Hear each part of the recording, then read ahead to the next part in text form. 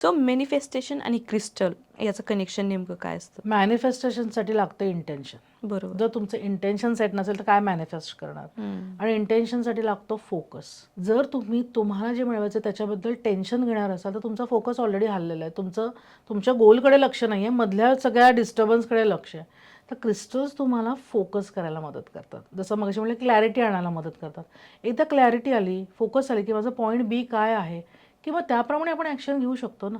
तिथे मग परत मगासारखं स्ट्रेस कमी होणार, एन्झायटी कमी होणार, आपलं अर्निंग वाढणार आणि आपण जे काही ठरवलं आहे, जे काही करायचं आहे, आपली सगळी पावलं ऑटोमॅटिकली त्या दिशेकडे असणार.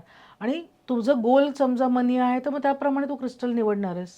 तुझं गोल क्लिअर असलं, मॅनिफेस्टेशन काय हवं ते क्लिअर असलं, तो फोकस क्लिअर असला की जे क्रिस्टल घेशील तुला बेस्ट मिळणारच आहे. Super super.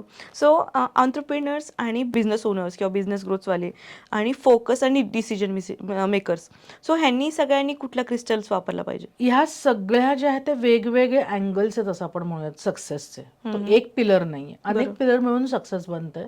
त्यामुळे एक क्रिस्टल सगळं कव्हर करायचं असेल तर मी नेहमी अमेथिस्टचं नाव घेते. मी त्याला ऑलराऊंडर सचिन तेंडुलकर क्रिस्टल म्हणते. बरं.